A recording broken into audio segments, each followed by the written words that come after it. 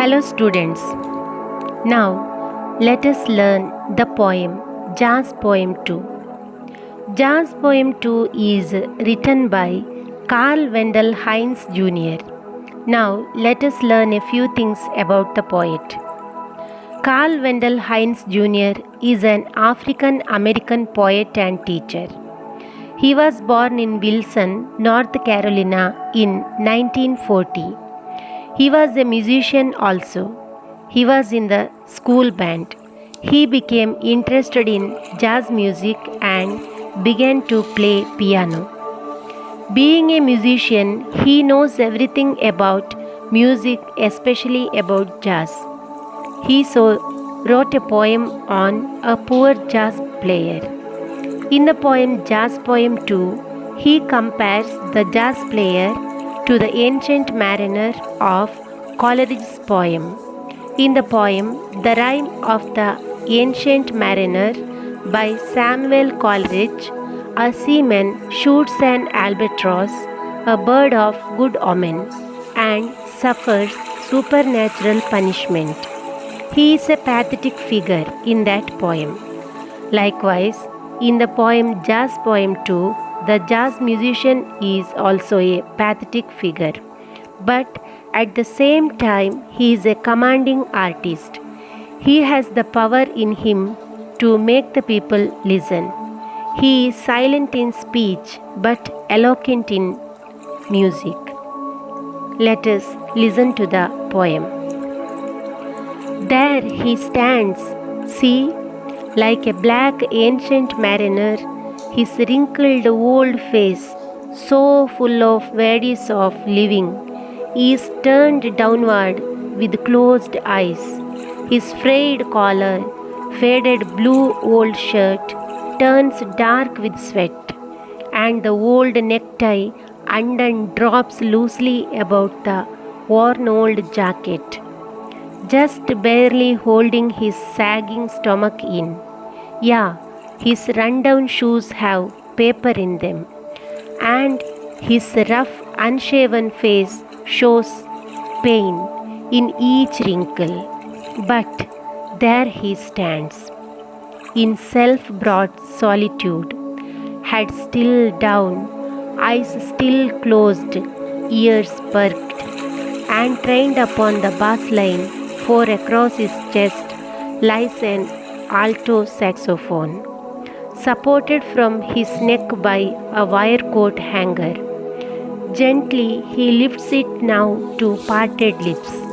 See, to tell all the world that he is a black man, that he was sent here to preach the black gospel of jazz, now preaching it with words of screaming notes and chords. He is no longer a man, no, not even a black man, but, yeah, a bird, one that gathers his wings and flies high, high, higher, until he flies away, or come back to find himself a black man again. ಪ್ರೀತಿಯ ಮಕ್ಕಳೇ, ನೀವೀಗ jazz player 2 ಎಂಬ ಪದ್ಯವನ್ನು ಕೇಳಿದಿರಿ. ಈ ಪದ್ಯದಲ್ಲಿ Karl Wendell ಹೈನ್ಸ್ junior ಅವರು ಜಾಸ್ ಪ್ಲೇಯರನ್ನು ಶ್ರೇಷ್ಠ ಆಂಗ್ಲ ಕವಿ ಸ್ಯಾಮ್ಯುಯೆಲ್ ಕಾಲ್ರಿಡ್ಜ್ ಅವರು ಬರೆದ ಕವಿತೆ the rime of the ancient mariner ನಲ್ಲಿರುವ ನಾವಿಕನಿಗೆ ಹೋಲಿಸುತ್ತಾರೆ. ಆಕಸ್ಮಿಕವಾಗಿ ಶುಭಶಕುನದ ಹಕ್ಕಿಯನ್ನು ಕೊಂದ ಬಳಿಕ ಆತನಿಗೆ ಉಂಟಾಗುವ ಅಲೌಕಿಕ ಶಿಕ್ಷೆಗಳ ಕುರಿತು ಭಯದಿಂದ, ಚಿಂತೆ ಹಾಗೂ ದುಃಖದಿಂದ ಬಹಳ ನಿರಾಶನಾಗಿ ನಿಂತಿರುವಂತಹ ಆ ನಾವಿಕನಂತೆ ನಮ್ಮ ಜಾಸ್ ಮ್ಯೂಸಿಷಿಯನ್ ಕೂಡ ಬದುಕಿನ ದುಃಖಗಳಿಂದ ಜರ್ಜರಿತನಾಗಿ ನಿಂತಿದ್ದಾನೆ ಎಂದು ಕವಿ ಹೇಳುತ್ತಾರೆ. ಈ ಪದ್ಯದಲ್ಲಿ ನಾವು 2 ಭಾಗಗಳನ್ನು ಕಾಣಬಹುದು. ಪ್ರಥಮ ಭಾಗದಲ್ಲಿ ಕವಿ ಜಾಸ್ ಪ್ಲೇಯರ್ನ ಹೊರಗಿನ ನೋಟವನ್ನು, ಅಂದರೆ ಅವನ ವೇಷಭೂಷಣಗಳ ಕುರಿತು ಹೇಳುತ್ತಾನೆ. ಎರಡನೇ ಭಾಗದಲ್ಲಿ ಅವನು ಸಂಗೀತವನ್ನು ನುಡಿಸಲು ತೊಡಗುವಾಗ ಅವನಲ್ಲಾಗುವಂತಹ ಬದಲಾವಣೆಗಳ ಕುರಿತು ತಿಳಿಸುತ್ತಾರೆ. ದೇರ್ ಹಿ ಸ್ಟ್ಯಾಂಡ್ಸ್, ಸಿ ಎಂದು ಕವಿ ಹೇಳುವಾಗ ನಮಗೆ ನಮ್ಮ ಕಣ್ಣ ಮುಂದೆ ಆ ಜಾಸ್ ಪ್ಲೇಯರ್ ನಿಂತಂತೆ ಭಾಸವಾಗುತ್ತದೆ. ಮುಂದಿನ ವಿವರಣೆಗಳಲ್ಲಿ ಆ ಸಂಗೀತಗಾರನ ಬಡತನ, ಉಡುಗೆ ತೊಡುಗೆ ಇತ್ಯಾದಿಗಳ ಪರಿಚಯವನ್ನು ಕವಿ ನಮಗೆ ನೀಡುತ್ತಾರೆ. ಅವನ ರಿಂಕಲ್ಸ್ ತುಂಬಿದ, ಅಂದರೆ ಸುಕ್ಕುಗಟ್ಟಿದ ನೆರಿಗೆಗಳಿಂದ ತುಂಬಿದಂತಹ ಮುಖದಲ್ಲಿ ಬದುಕಿನ ದುಃಖಗಳೇ ತುಂಬಿ ಹೋಗಿವೆ. ಅವನು ತನ್ನ ತಲೆಯನ್ನು ಕೆಳಕ್ಕೆ ಬಾಗಿಸಿ, ಅಂದರೆ ತಲೆ ತಗ್ಗಿಸಿ ಕಣ್ಣು ಮುಚ್ಚಿ ನಿಂತಿದ್ದಾನೆ. ಅವನ ಶರ್ಟ್ ತುಂಬ ಹಳೆಯದು. ಎಷ್ಟು ಹಳೆಯದೆಂದರೆ ಅದರ ಕಾಲರ್ಗಳು ಫ್ರೈಡ್ ಕಾಲರ್ ಆಗಿವೆ, ಅಂದರೆ ಆ ಕಾಲರಿನ ನೂಲುಗಳು ಎದ್ದು ಬಂದಿವೆ ಹಾಗೂ ಅದರ ಬಣ್ಣ ಮಾಸಿ ಹೋಗಿದೆ. ಆದರೆ ಅದು ಬೆವರಿನಿಂದಾಗಿ ಅಲ್ಲಲ್ಲಿ ಗಾಢ ಬಣ್ಣ ಪಡೆದಿದೆ. ಅವನು ಕುತ್ತಿಗೆಯಲ್ಲಿ ಸಡಿಲವಾಗಿ ಒಂದು ನೆಕ್ಟೈಯನ್ನು ಧರಿಸಿದ್ದಾನೆ. ಅದು ಅವನು ಧರಿಸಿರುವ ಹರಿದ ಹಳೆಯ ಜಾಕೆಟಿನ ಮೇಲೆ ಜೋತಾಡುತ್ತಿದೆ. ಆ ಜಾಕೆಟಿನ ಪರಿಸ್ಥಿತಿಯಂತೂ ಹೇಳತೀರದು. ಅವನ ಜೋತು ಬಿದ್ದ ಹೊಟ್ಟೆಯನ್ನು ಅದು ಕಷ್ಟದಲ್ಲಿ ಹಿಡಿದಿಟ್ಟಿದೆ. ಅವನು ಧರಿಸಿರುವ ಶೂಗಳು ಎಷ್ಟು ಹಳೆಯವೆಂದರೆ ಅವು ತೂತು ಬಿದ್ದಿರುವ ಕಾರಣ ಕಾಗದದ ಚೂರುಗಳಿಂದ ಅದನ್ನು ಮುಚ್ಚಲಾಗಿದೆ. ಅವನನ್ನು ನೋಡಿದರೆ ಅವನ ಮುಖ ಕ್ಷೌರ ಕಂಡಂತೆ ಕಾಣುವುದಿಲ್ಲ. ಅಂದರೆ ಅವನ ಮುಖದಲ್ಲಿ ಕುರುಚಲು ಗಡ್ಡ ತುಂಬಿ ತುಂಬ ಒರಟಾಗಿ ಕಾಣುತ್ತಿದೆ. ಅವನ ಮುಖದ ಪ್ರತಿ ನೆರಿಗೆಯಲ್ಲೂ ಕೂಡ ನೋವು ಎದ್ದು ಕಾಣುತ್ತಿದೆ. ಆದರೆ ಅವನು ಅಲ್ಲಿ ನಿಂತಿದ್ದಾನೆ. ಕವಿ ಹೇಳುವ ಪ್ರಕಾರ ಬಹುಶಃ ಅವನು ಜನರ ನಡುವೆ ನಿಂತಿರಬೇಕು. ಆದರೆ ಅವನು ತಾನಾಗಿ ತಂದುಕೊಂಡ ಏಕಾಂತದಲ್ಲಿ ತಲೆ ತಗ್ಗಿಸಿ ಕಣ್ಣುಗಳನ್ನು ಮುಚ್ಚಿ ಈಗಲೂ ನಿಂತಿದ್ದಾನೆ. ಆದರೆ ಈಗ ಅವನ ಕಿವಿಗಳು ಚುರುಕಾಗಿವೆ. ಅವನ ಕುತ್ತಿಗೆಯಲ್ಲಿ ವೈರ್ ಕೋಟ್ ಹ್ಯಾಂಗರ್ ಬಳಸಿ ನೇತು ಹಾಕಿರುವ ಸ್ಯಾಕ್ಸೋಫೋನ್ ಎಂಬ ಸಂಗೀತ ವಾದ್ಯ ಹೊಂದಿದೆ. ಅದರ ಬಾಸ್ಲೈನನ್ನು ಒಮ್ಮೆ ಅವನು ಮೀಟುತ್ತಾನೆ. ಮೆಲ್ಲನೆ ಅವನು ಅದನ್ನು ತನ್ನ ತುಟಿಗಳ ಬಳಿಗೆ ಒಯ್ಯುತ್ತಾನೆ. ಸಿ, ಕವಿ ಪುನಃ ನಮ್ಮನ್ನು ನೋಡಲು ಹೇಳುತ್ತಾ ಇದ್ದಾರೆ. ಮೊದಲೊಮ್ಮೆ ಕವಿ ಅವನತ್ತ ನೋಡಲು ಹೇಳಿದಾಗ ನಾವು ಅವನ ದಯನೀಯ ಪರಿಸ್ಥಿತಿಯನ್ನು ನೋಡಿದ್ದೆವು.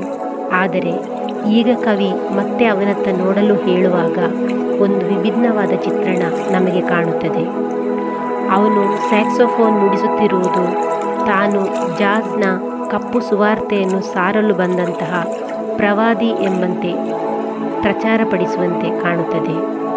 ದೊಡ್ಡ ಧ್ವನಿಯಲ್ಲಿ ಅವನು ತನ್ನ ಸಂಗೀತ ವಾದನವನ್ನು ಮುಂದುವರಿಸುತ್ತಿರಬೇಕಾದರೆ ಅವನು ಈಗ ಒಬ್ಬ ಮನುಷ್ಯನಲ್ಲ, ಕಪ್ಪು ಮನುಷ್ಯನಂತೂ ಅಲ್ಲವೇ ಅಲ್ಲ ಎಂದು ಕವಿ ಹೇಳುತ್ತಾರೆ. ಆದರೆ ಮತ್ತೇನು, ಕವಿ ಬಹುಶಃ ಚಿಂತಿಸುತ್ತಿರಬೇಕು. ಯಾ ಎಂಬ ಕವಿಯ ಉದ್ಗಾರ ಕವಿ ಆತನ ಬಗ್ಗೆ ಕಂಡುಕೊಂಡದ್ದನ್ನು ಧ್ವನಿಸುತ್ತದೆ. ಹೌದು, ಅವನು ಒಂದು ಹಕ್ಕಿ. ತನ್ನ ರೆಕ್ಕೆಗಳನ್ನು ಬಳಸಿ ಎತ್ತೆತ್ತರಕ್ಕೆ ಹಾರುತ್ತಾ ಹಾರುತ್ತಾ ದೂರ ಹೋಗುವ ಹಕ್ಕಿಯಂತೆ ಅವನು ಕಾಣುತ್ತಿದ್ದಾನೆ. ಅಥವಾ ಸಂಗೀತದಲ್ಲಿ ಕಳೆದು ಹೋದ ತನ್ನನ್ನು ತಾನೇ ಕಂಡುಕೊಳ್ಳಲು ಹಿಂದೆ ಬರುತ್ತಾನೆ. ಆಗ ಅವನು ಪುನಃ ಒಬ್ಬ ಕಪ್ಪು ಮನುಷ್ಯನಾಗುತ್ತಾನೆ. ಅಂದರೆ ಅವನು ಕವನವನ್ನು ಅಥವಾ ತನ್ನ ಸಂಗೀತವನ್ನು ಆ ವಾದ್ಯದ ಮೂಲಕ ನುಡಿಸುತ್ತಿರಬೇಕಾದರೆ ಕೇಳುಗರಿಗೆ ಅವನೊಬ್ಬ ಅಲೌಕಿಕ ಮನುಷ್ಯನಂತೆ ಕಾಣುತ್ತಾನೆ. ಅವನೊಬ್ಬ ಕಪ್ಪು ಮನುಷ್ಯ ಎಂಬುದು ಮರೆತು ಹೋಗುತ್ತದೆ. ಆದರೆ ಯಾವಾಗ ಅವನು ತನ್ನ ಸಂಗೀತವಾದನವನ್ನು ನಿಲ್ಲಿಸುತ್ತಾನೋ ಆಗ ಜನರು ಕೂಡ ತಮ್ಮ ವಾಸ್ತವ ಪರಿಸ್ಥಿತಿಗೆ ಮರಳುತ್ತಾರೆ. ಈ ಕವನದ ಮೂಲಕ ಕವಿ ಸಂಗೀತದ ಅದ್ಭುತ ಶಕ್ತಿಯನ್ನು ನಮಗೆ ತಿಳಿಯಪಡಿಸುತ್ತಾರೆ. ಸಂಗೀತವು ಬಡವನಾದ ಒಬ್ಬ ಜನಸಾಮಾನ್ಯನನ್ನು ಕೂಡ ಒಬ್ಬ ವಿಶೇಷವಾದ ವ್ಯಕ್ತಿಯನ್ನಾಗಿ ಮಾಡುತ್ತದೆ. ಸಂಗೀತವು ಅಲೌಕಿಕವಾದುದು, ಅಪ್ರತಿಮ ಶಕ್ತಿಯುಳ್ಳದ್ದು.